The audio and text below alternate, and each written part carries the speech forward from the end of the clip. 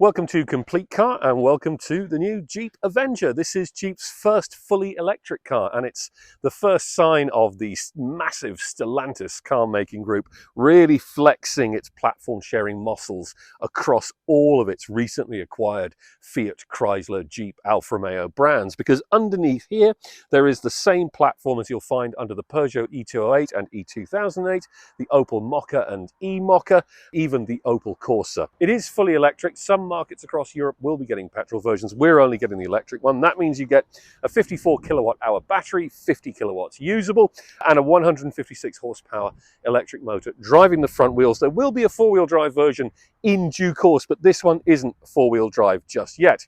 What that adds up to is a potential 400 kilometer range on a full charge, and Jeep says that although yes, it is based on hatchback and sort of compact crossover mechanicals, underneath it has gone to some lengths to keep it as rugged as possible. There's 200 millimeters of ground clearance, and it can cope with very steep slopes front and rear, so climbing and descending. It is supposedly still quite rugged, and we've been driving it on some sort of sandy, dusty, rocky roads like this today, and it does seem to be still reasonably like that. Let's take a look at the interior and then we'll take it out for a proper test drive. Well, here in the cabin there's enough stuff going on that reminds you you're in a rough, tough, rugged Jeep to make you forget the fact that it's got Peugeot and Opel underpinnings. There's this nice coloured strip that runs the full width of the dashboard with the word Avenger printed above the air vents. That really lifts the cabin, I have to say, but it does reflect quite annoyingly in the wing mirrors, which is not great. There's an awful lot of cheap plastics on display here though, which is not good for a car that's probably going to be costing in and around the €40,000 mark. That is not very satisfying, although I do like the full width shelf here, and there's lots and lots of storage space. There's a big box under the armrest here, there's big cup holders here, and there's a huge storage area here which has a wireless phone charger and a little iPad type flip cover, which is actually quite a neat way of doing that. Decent sized door bins, they're not massive, but they are okay. This high spec Avenger gets a 10.25 inch digital instrument screen. Lower versions will get 7-inch screens. It always gets a 10.25 inch screen here in the dashboard, and it does seem to be quite good software, quite easy to find your way around, and thankfully there are still physical controls for the heating, ventilation and air conditioning. That is vital, although somewhat stingily it's only single zone, not dual zone, which is a bit of a shame. Overall quality, aside from the cheap plastics on the doors and here on the edge of the dash, does seem to be quite good. The seats are nice and comfortable, and there's plenty of room up here as well, but there's not quite as much room in the back. Let's go take a look at that. Well, as you can see, space in the back is not the Avenger's strong point. I've got that seat set comfortably for myself, and I'm struggling to get in. I mean, I'm 6 foot tall, just a shade over. My legs are fully splayed. If anyone's trying to sit here in the center seat, I'm afraid they're out of luck, because not only have they got to contend with my legs getting in the way, there's also quite a chunky transmission tunnel, which is obviously a legacy of the fact that this platform does run internal combustion engines as well. It's missing out on some practical touches as well. There are seat back pockets, which is nice, but there are no door bins aside from a tiny little tray here. There is a USB socket, but only one. It's a little bit dark and claustrophobic back here. The window line of the car is really quite high up. I mean, it comes up sort of above my shoulder, and the windows are a little bit small. I'm not sure kids are going to be too happy here because the seats are quite bulky, so they're going to have to crane around to see out the front. There's not really enough room for 3 people across the seat either. That middle seat is quite small. Yeah, practicality, not this car's strong point, I'm afraid. But what is the Avenger actually like to drive?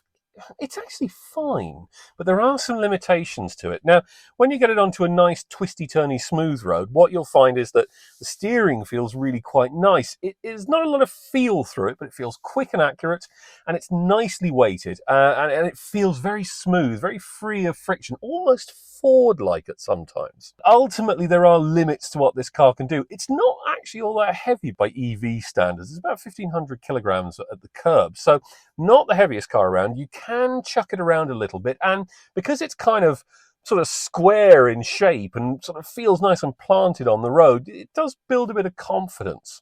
What you will find though, and we found it driving on the sort of rough gravelly road section, is that it's just not quite enough suspension travel.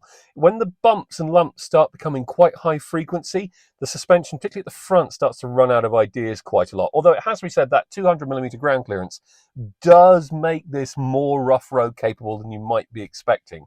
Yes, it's only front wheel drive, but there is a terrain select function standard across the entire range, which allows you to tweak the traction control and the engine braking and the throttle response and all of that sort of stuff for mud, snow, ice and sand. I suspect that the four-wheel drive one, when it eventually arrives, will actually be quite decent at going off-road because, well, it's Jeep's USP, isn't it? So they'll have to make it pretty good at the very least. On balance, I think it's quite pleasant to drive. Ultimately, we'll have to get it at home to really see what it's actually like. In terms of its electrical powertrain, it's pretty decent. Previous versions using this platform and with the old 50 kilowatt hour battery and the old 136 horsepower electric motor, so the likes of the E2008 and the Mocha E and so on, those would struggle to hit 300 kilometers on a full charge.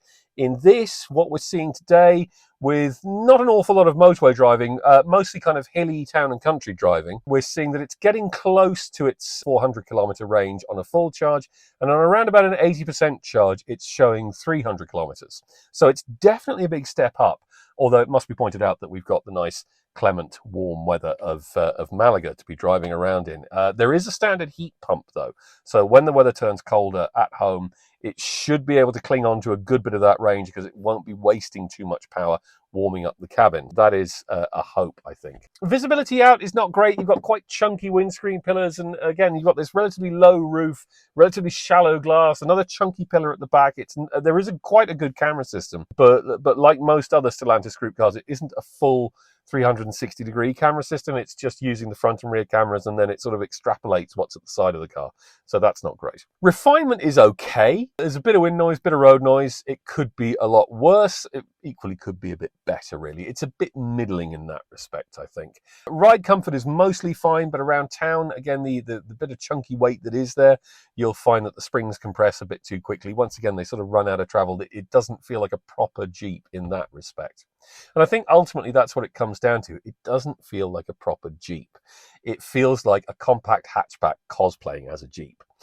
And in many ways, that's fair enough. That's kind of what Jeep needs as a brand to reintroduce itself to the Irish and European markets, because it needs people who wouldn't have bought a Jeep before to come out and buy this car. And that's what it looks like is happening.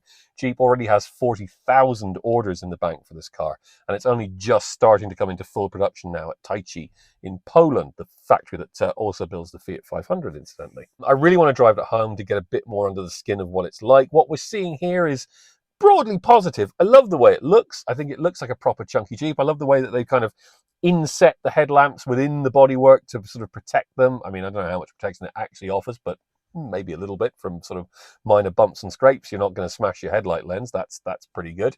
It certainly looks the part of the Jeep, and the interior is broadly successful, although it certainly could be roomier. There is quite a good 380-litre boot out the back, not the biggest in the class, but it'll do. So it will be kind of, I won't say practical because there's not enough room in the back seats for this to be a truly practical car, but it's probably practical enough for a lot of people. Price will obviously be crucial. Really, it needs to be kept under the €40,000 mark if it's going to be competitive. But yeah, I think for Jeep's first stab at a fully electric car, it's a broadly good one. Can't wait to see what Jeep does next. I'm really looking forward to driving that Wagoneer S when it shows up in a year or so's time. But for now, yeah, I think this will do.